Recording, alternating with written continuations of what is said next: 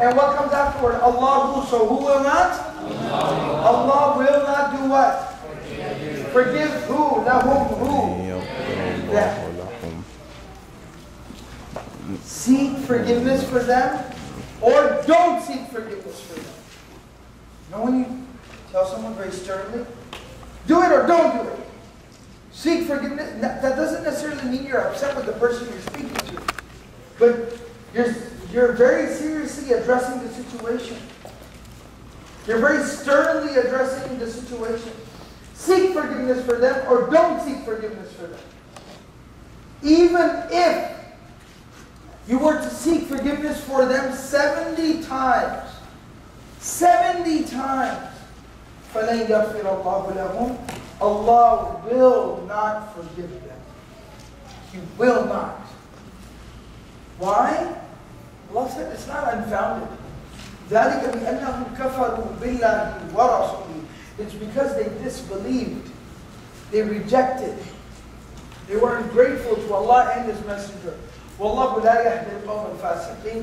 Allah does not guide people who transgress and break the laws of Allah, meaning people who cross Allah, people who seriously, severely, blatantly, brazenly disobey Allah, continuously disobey and violate Allah's laws and commands. Allah does not guide those people. Where it says بِأَنَّهُمْ, why doesn't it say بِأَنَّهُمْ? Very good. ذَلِكَ بِأَنَّهُمْ. So لِأَنَّهُمْ would be, like we would understand it, due to them disbelieving. بِأَنَّهُمْ, this ba means based on the fact that they disbelieved. So the ba is actually stronger in meaning than the lam here. That this whole decision is based, contingent on the fact that they disbelieved in Allah and His Messenger. Meaning if this was to change, then this would change. You see that? If this would change, then this would change. If the cause would change, the effect would change. It's a cause-effect relationship. This is actually called the ba of causation. Ba sababiyya. The ba of causation. If the cause would change, the effect would change. But the fact of the matter is, these people stick to their kufr, so Allah sticks by His verdict, Allah will not forgive them. Very serious reproach to the munafiqun, to the hypocrites. Seek forgiveness or don't seek forgiveness, Allah will not forgive them. Even if you seek forgiveness for them 70 times, Allah will not forgive them. It's a very, very, extremely serious reproach. But you know, at the end of all of this, this is Allah's decision, and only Allah can make that decision. This is Allah's decision, and only Allah can make that decision. I cannot, you cannot, no human being can. Allah can though. Allah can. This was Allah's decision.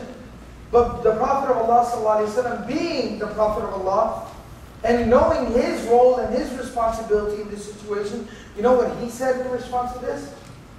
He said, "Oh Allah, you said 70 times if I seek forgiveness." Even though the 70 is an expression of no matter how many times. But just because it did say the number 70, the Prophet ﷺ said, "I will, in the hope of the mercy and the forgiveness of Allah, I will seek forgiveness for him 71 times." Yes, Allah, you still will not forgive him. That's your decision, that's your job, that's your role, that's your decision, Ya Allah. But I will do what I can. Out of mercy, out of compassion for the people. Trust me.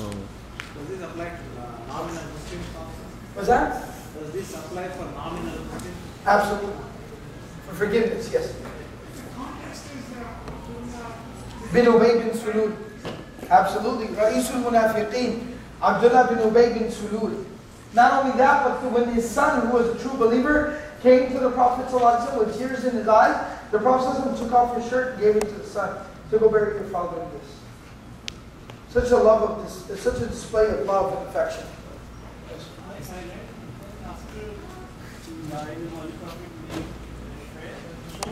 Stole your question, Simon. Okay. Absolutely.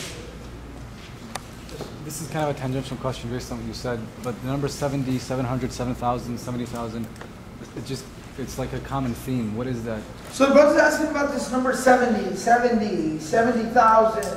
What's up with the number 70 or 7 or what's going on here? You have to understand it's like how we use the word dozen.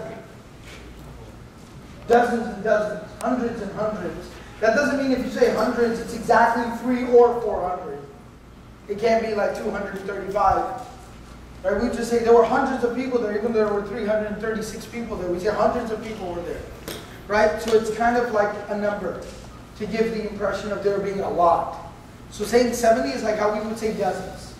70,000 is like we would say there were tons and tons of people there.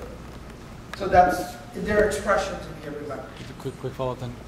Like for example, the Prophet ﷺ says that he, does istighfar like 100 times a day.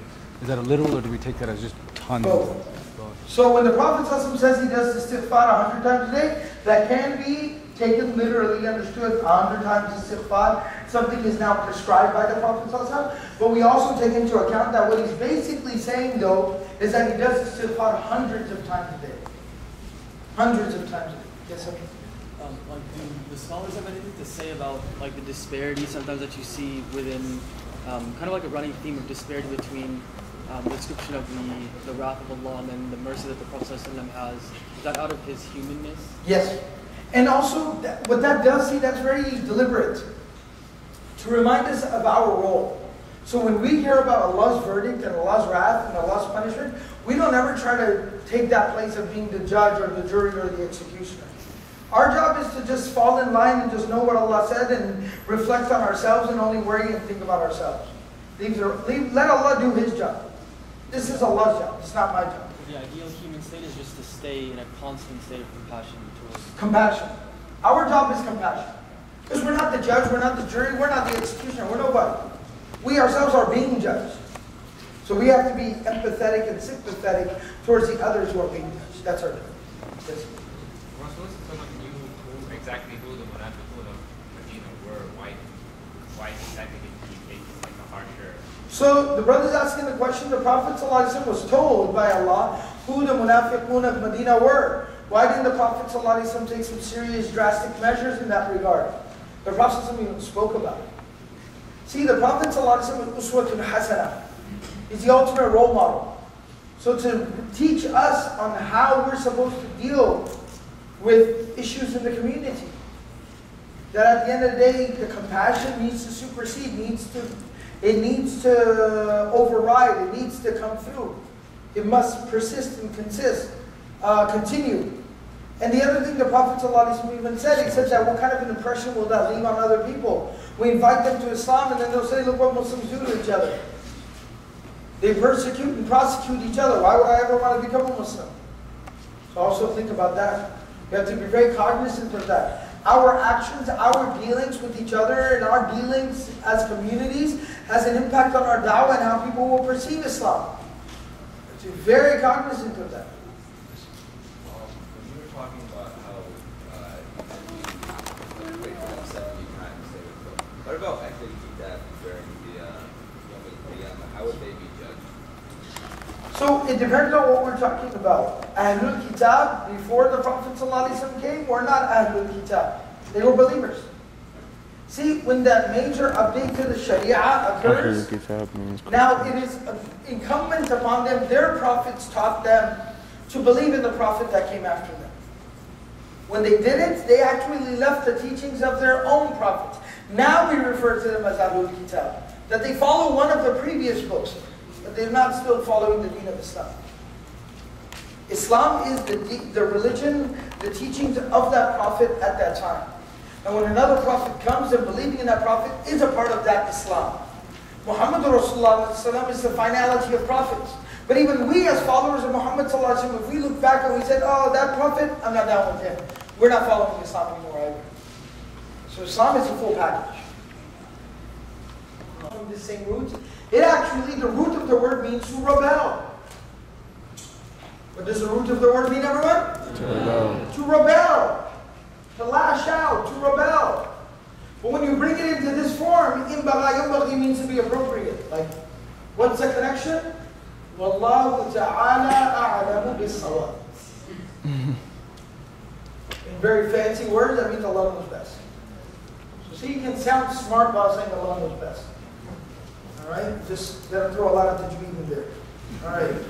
Makes it sound like you know what you're talking about. Yes? You also want to talk about iqtida, somewhere. Ibtigha comes from that too. Ibtigha means to seek. Just became a new meaning. This word for some reason is just really crazy, wild. It's a problem child of Arabic. Alright? Always doing something crazy.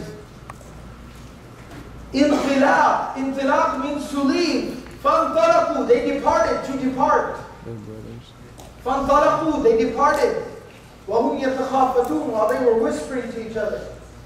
They departed while they were whispering. Facebook message and stuff like that. Go ahead. Hey, this guy. I was like, gonna top off the week with Sheikh Omar Sulaiman. Yep. Excellent. Time to drive like a monster. We have time.